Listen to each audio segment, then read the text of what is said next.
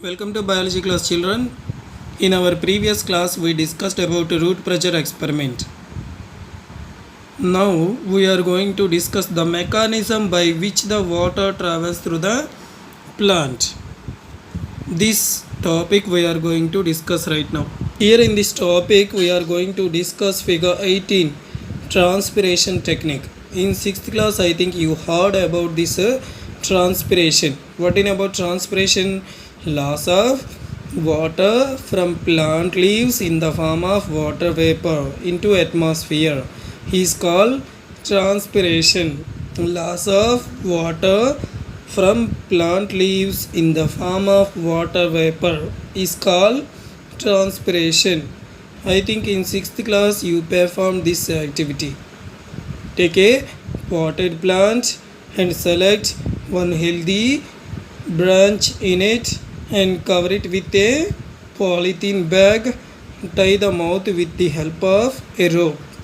Now keep this above arrangement under the sunlight about 4 to 6 hours. After 4 to 6 hours, if you remove the polythene bag from the potted plant branches, there is a chance to see some droplets of water inside of polythene bag.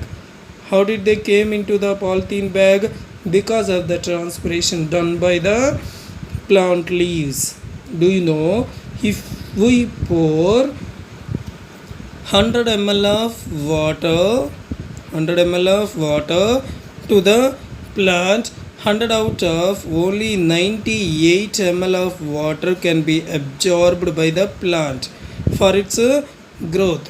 What about,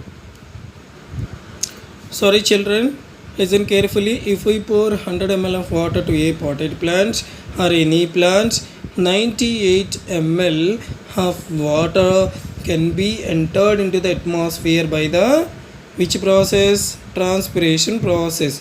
What about 2%? Only 2% of water can be utilized by the plant for its growth. Did you understand? 100 out of 98 ml can be entered into atmosphere by the transpiration process, but only 2% means 2 ml can be absorbed by the plant for its growth.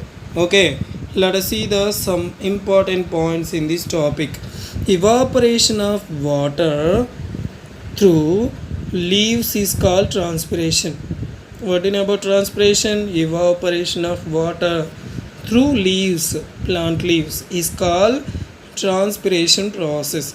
It is always done through stomata of leaves and also lenticels of stem. So this transpiration technique is done by stomata and also lenticels. Lenticels means in some desert plants and in some other plants we can see lenticels, some dotted structures over the surface of trees. These dotted structures are called lenticels. Now I am going to show you those lenticels. Look at this figure, children. In this figure there is a chance to see some dotted like structures on the stem.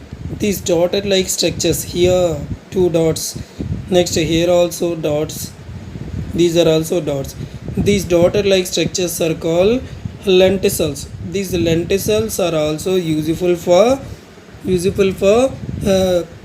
exchange of gases, means for transpiration.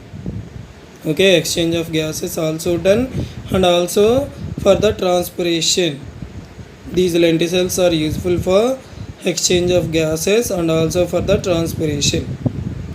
Okay children, now we are discussing about transpiration. In transpiration process, what will happen? Loss of water can be done from plant leaves into the atmosphere. Okay, so in order to transpire, water is required to the plant and water should be absorbed by the plant. So how does it happen? Water absorption can be done with the help of xylem. Xylem carries water and minerals to the stem, from roots to stem, and then it can supply to leaves. Then what will happen? Leaves removes water, excess water into atmosphere by the process of transpiration. Okay, okay, so here continuously xylem can transfer water and minerals, then plant leaves loses excess water and minerals by the process of transpiration technique. Okay, let us observe an oak tree can transpire how many ml of how many liters of water? 900 liters of water per day. An oak tree can transpire. Oak tree can losses how many liters of water? 900 liters of water per day. If we observe forest areas, they will get a more amount of rainfall. Why? What the reason? In forest area generally we can see so many trees and plants and also bushes. So because of the presence of huge population of plants, what will happen? More amount of water vapor will be entered into the atmosphere. So as a result of this, dense forest will get more amount of rainfall when compared to deserts and other areas. Let us see the, do you know how much water is transpired by plants? We are going to discuss each fully grown maize plant. What do you know about maize plants? Jonna mokkal.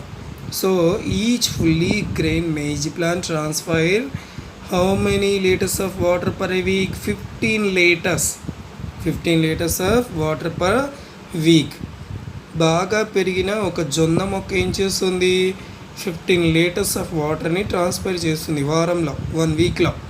Next 1 acre of maize many may transpire more than 13,25,000 litres of water in 100 days of growing season.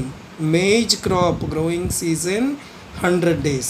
So in those 100 days time, 1 acre of maize crop transpires how many liters of water?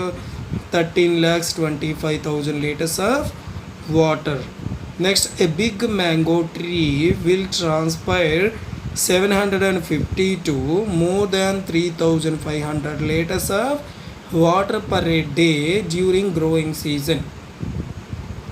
If you observe a big mango tree, it transpire 750 to more than 3,500 liters of water per day. Okay children, so this, do you know, is very very important. Let us come to next topic, transport of mineral salts in plant body. So which are mineral salts in plant body? Essential mineral salts are NaCl, means sodium chloride, magnesium sulfate, MgSO4.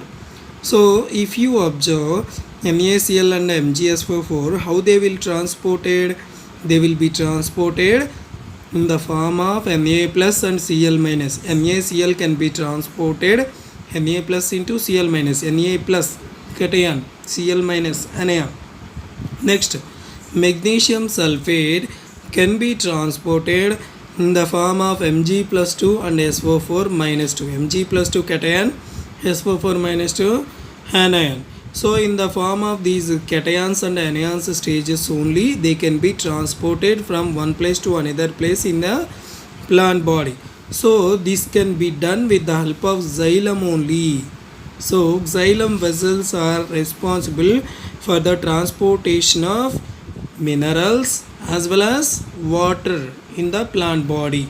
Okay, in 9th class also, chapter 1 we discussed xylem is useful for the transportation of water and minerals. So which minerals can be transported? NaCl, MgSO4 along with the water, both can be transported with the help of xylem vessels.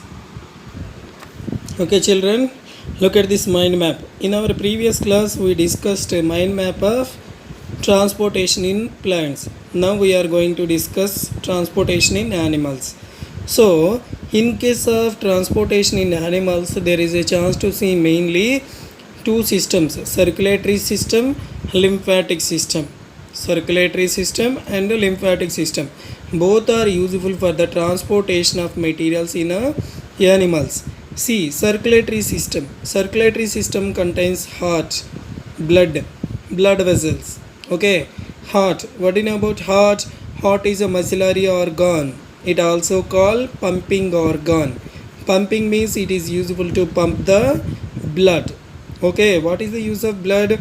Blood is useful for transport of nutrients and gases. Which gases?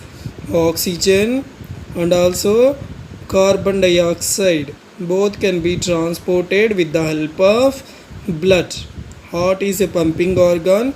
It pumps the blood. Blood is useful for the transportation of nutrients and also gases. Which gases? Oxygen, carbon dioxide. Next, blood can be transported through blood vessels. Blood vessels are divided into how many types?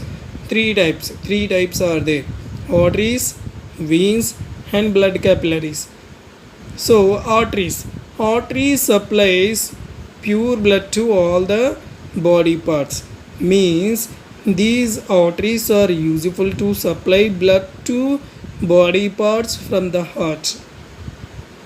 These are useful to collect blood from the heart and send to the body parts. Veins.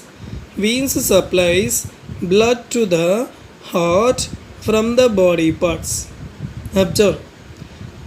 Heart carries blood from heart to the body parts, but veins carries blood from body parts to the heart. Okay. Blood capillaries. Blood capillaries are always connected to arterioles and venules. Blood capillaries are always connected to arterioles and venules. What do you know about arterioles? For example, let us see, this is an artery or a vein. This is an artery or a vein. This artery or vein contains some branches like this manner. Some branches. These branches are called arterioles. If this is artery, these branches are called arterioles. Next, if this is vein, these branches are called venules. So here blood capillaries are attached to these arterioles or venules. Did you understand? Blood capillaries are always attached to arterioles or venules. What do you know about arterioles? The branches of artery is called arterioles. What do you know about venules? The branches of veins are called venules. So here blood capillaries are always connected to arterioles and venules. Let us see lymphatic system. It is very important system.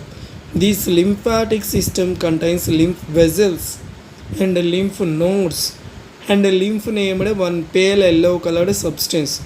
So with the help of these lymph vessels, lymph nodes and lymph material, what will happen? Waste materials and some useful materials can be transported from one place to another place within the cells in our body. Did you understand? In transportation of animals, there is a chance to see two systems. One is circulatory system, next one is lymphatic system. Circulatory system contains heart, blood vessels. Heart is a pumping organ which is useful to pump the blood. What is the use of blood? What do you know about the color of blood? In humans, it is in red color because of the presence of hemoglobin. With the help of hemoglobin, it transport of nutrients and gases. Which gases can be transported with the blood? Through the blood, oxygen and also carbon dioxide. Blood can be transported through blood vessels. Blood vessels are divided into mainly three types: arteries, veins and blood capillaries are there. Mainly two types, but these two types are attached to blood capillaries. Okay, arteries. These are useful to supply pure blood to all the body parts from heart. Veins. These are useful to supply impure blood from all the body parts to heart. Blood capillaries. These blood capillaries are always connected to, what do you know about it? So arterioles or venules. So now we are going to discuss lymphatic system. Lymphatic system is useful for the supplying of useful materials and also some waste materials within the cells. Lymphatic system contains lymph vessels, lymph nodes and lymph named one pale yellow colored substance. So with the help of these all, the materials can be transported in the animals. Okay children, so today's class is completed. In our next class we are going to discuss our remaining topics. Thank you.